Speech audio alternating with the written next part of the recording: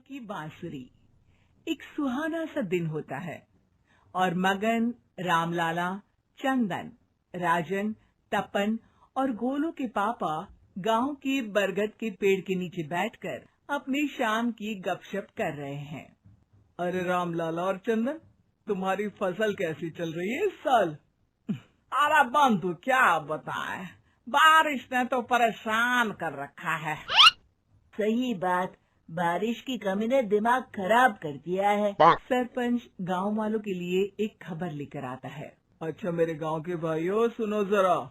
हमारी सरकार ने किसानों के लिए शहर में एक सेमिनार का आयोजन किया है, जिसमें वो खेतों के बारे में और भी कुछ जानकारी देंगे।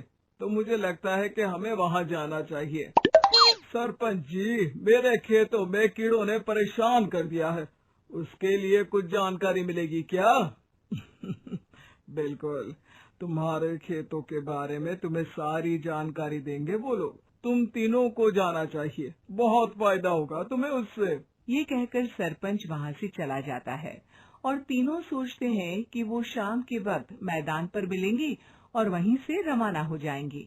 तीनों दोस्त मैदान पर मिलते हैं और जैसे ही निकलना शुरू करते हैं, तभी एक बांसुरी की आवाज सुनकर वो भी उसी ओर सम्मोहित स्थिति में चलना शुरू कर देते हैं।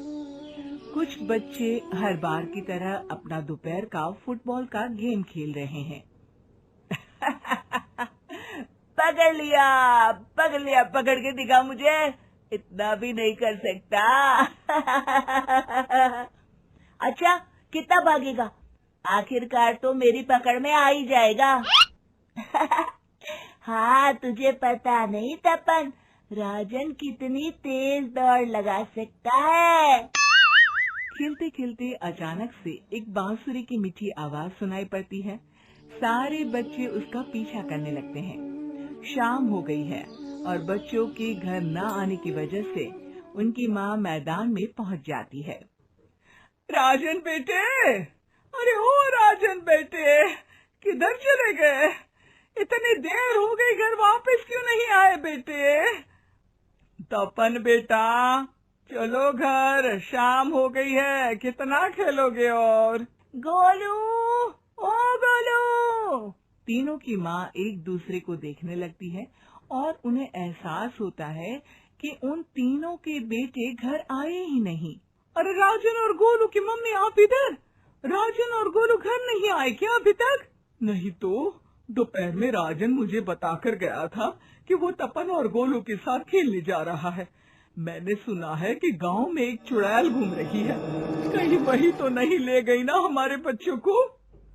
ऐसा कुछ नहीं हुआ होगा, हम तीनों अलग अलग जगह ढूंढते हैं, इधर ही खेल रहे होंगे तीनों बच्चे।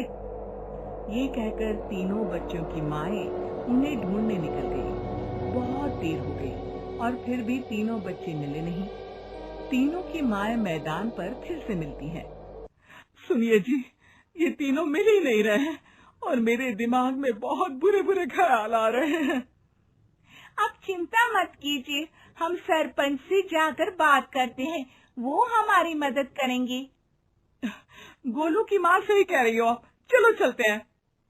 एक उम्मीद की आशा लेकर तीनों अपने बेटों की फिक्र में सरपंच के घर जा पहुंचती है। सरपंच अपनी शाम की चाय पी रहे हैं और अखबार पढ़ रहे हैं। तभी तीनों की माँ हड़बड़ी में भागकर उनके पास आती है। अरे अरे, आप तीनों इतनी डरी हुई क्यों हो? क्या हुआ? ऐसी क्या बात हो गई? तिवारी जी, हमारे लड़के दोपहर से खेलने गए हैं और अब तक लौटे नहीं हैं। हमने उन्हें सब जगह ढूंढा, लेकिन हमें वो मिले ही नहीं, इसीलिए हम भागकर आपके पास आ गए। अच्छा, इनके पिता कहाँ है? ये कुछ काम के लिए शहर गए हैं, इसीलिए हम भागकर आपके पास आए हैं। हाँ, मैं उसके बारे में भूल ही गया था। एक काम कीजिए, मुझे उस जगह लेकर चलिए जिधर वो आखिरी बार खेल रहे थे। सरपंच घर से एक डंडा लेकर तीनों के साथ मैदान की ओर निकल पड़ते हैं। तीनों मैदान पर पहुंच जाते हैं और उन्हें ढूंढने के लिए कुछ सुराग खोजना शुरू करते हैं। आपको कोई ऐसी जगह पता है जहाँ ये तीनों साथ में मिलते हैं? नहीं जी, ऐसी तो कोई जगह नहीं पता। अचानक से वही बांसुरी की आवाज आना शुरू हो जाता है और सरपंच सम्मोहित होकर उस आवाज की तरफ जाना शुरू कर देते हैं। अरे तिवारी जी, आप ठीक तो हैं? कहाँ जा रहे हैं? अरे ओ तिवारी जी, वो हमें सुन नहीं पा रहे हैं क्या? सरपंच बांसुरी की धुन में झुककर उसी दिशा में आगे बढ़ रहे थे। ये आवाज कैसी? ऐसा लग रहा है कि कोई बांसुरी बजा रहा हो। हाँ, सरपंच जी भी उसी दिशा में जा रहे हैं। सरपंच का पीछा कर तीनों मैदान के टूटे हुए बंगले पर पहुंच गए और सरपंच के पीछे दरवाजे के अंदर घुस गए। तीनों बंगले के अंदर झांकते हैं तो देखते हैं कि बहुत अच्छे से संभाला गया है बंगला। उतने में एक हंसी की आवाज आती है।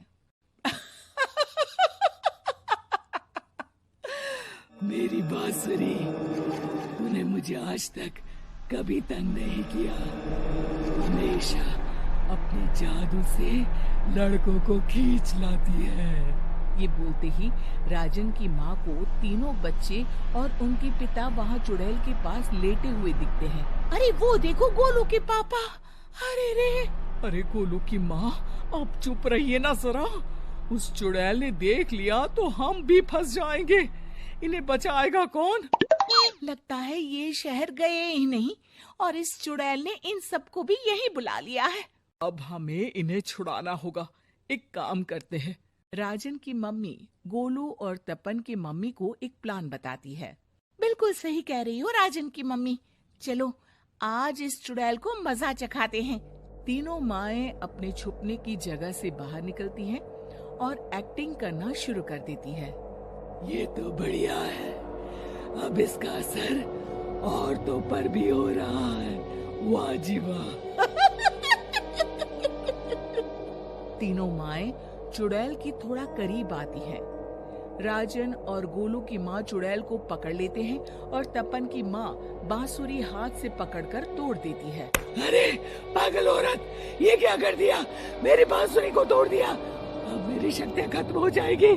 तुम्हें तो अरे तुझे क्या लगा चुड़ैल कहीं की हमारे बच्चों को और पतियों को हाथ लगाएगी तू? बांसुरी टूटने की वजह से चुड़ैल खाक होकर गायब हो जाती है और सारे लोगों की आंख खुल जाती है। सब अपने परिवार को लेकर उस बंगले से बाहर निकल जाते हैं। कहते हैं ना,